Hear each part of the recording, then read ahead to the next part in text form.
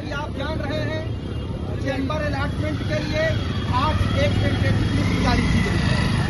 उस लिस्ट के साथ ये भी बताया गया है कि कितना पैसा आपको जमा करना है। सीनियर के लिए तो 2.5 लाख रुपया निर्धारित है, डिजिग्नेटेड सीनियर के लिए वो ठीक है, डिजिग्नेटेड सीनियर देने में सक्षम है।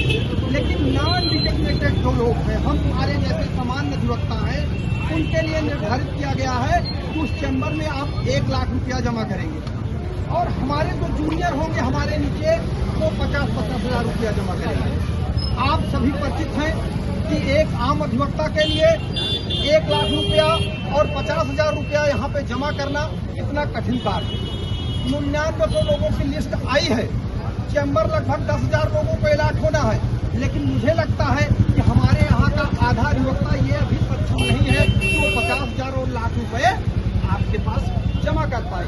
इसलिए हम इस बात का आज विरोध करने आए हैं कि ये जो पैसा आया है और ये जो चैम्बर बना है, ये चैम्बर किसी व्यक्ति विशेष ने नहीं बनवाया, ये सरकार ने बनवाया है और सरकार के पास जो धन जाता है वो हमारे जैसे लोगों के लिए, आम जैसे लोगों के वो टैक्स का पैसा होता है। तो किस बात का ये पैसा लिया जा रहा है, किस लिए हमसे वसूला जा रहा है? क्या यहाँ एक मोनोपोली नहीं तय की जा रही है कि जो बड़े लोग हैं, जो सक्षम हैं, एक प्रकार से ये पूंजीवाद को बढ़ावा दिया जा रहा है कि जो बड़े घराने के लोग हैं वो इन चैम्बरों पे मेन जगह को कब्जा कर लेंगे, वहीं बैठेंगे। हमारे आपके जैसा अधिवक्ता लाख रुपए और 50,000 देने में सक्षम नहीं है और ये हमको आपको चैम्बर नहीं मिलने जा रहा है। इसलिए इस बात का विरोध होना चाहिए कि ये चैम्बर न तो रजिस्ट्रार ने बनवाया है, न बार एसोसिएशन ने बनवाया है। ये पैसा प्रदेश सरकार के पैसों से बना हुआ है ये चैम्बर, इसलिए ये चैम्बर फ्री में अलॉट होना चाहिए।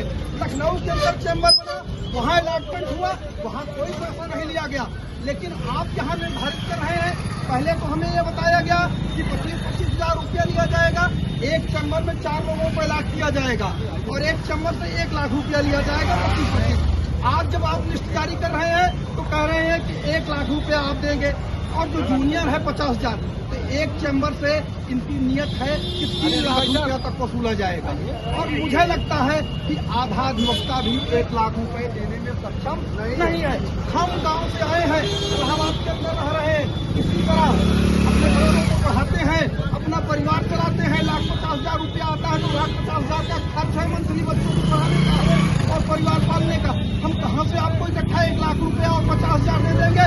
इसलिए हम बहुत विरोध करते हैं इसका कि अगर ये वापस नहीं हुआ, अगर पैसा वसूलने का काम किया गया तो हम लोग यहीं आमरण अनशन पे बैठेंगे और ईंट से ईंट बजा देंगे। ये पैसा हम हैं। मैं इस रूप में कहना चाहता हूँ, चेतावनी के रूप में, कि हमारा जो बार एसोसिएशन है, हमने आपको अपना प्रतिनिधि माना है।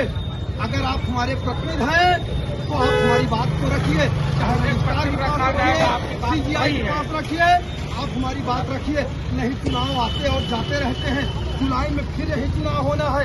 ये आम अधिवक्ता हम ही वोट देने जाते हैं और हम ही बजा देंगे तो दोबारा आप पदों के लिए तरस जाएंगे। इसलिए मैं कहता हूँ कि अगर आप नहीं भी करेंगे तो हम आम अधिवक्ता यहीं आमरण अनशन पे बैठेंगे और बिना पानी और खाने के, जब तक ये अलॉटमेंट का आप निर्धारण नहीं करेंगे कि ये फ्री में अलॉट होगा, क्योंकि ये किसी का पैसा नहीं है, ये हमारे टैक्स का पैसा है और प्रदेश सरकार ने इस पैसे से बनवाया है। इसलिए हम कहीं से पैसा देने वाले नहीं है, न हमारा आम अधिवक्ता सक्षम है। इसलिए मैं आज चेतावनी के रूप में यही बात खत्म करता हूँ। मंडे तक अगर निर्णय नहीं लिया गया तो हम आगे क्या रणनीति तय करेंगे, अभी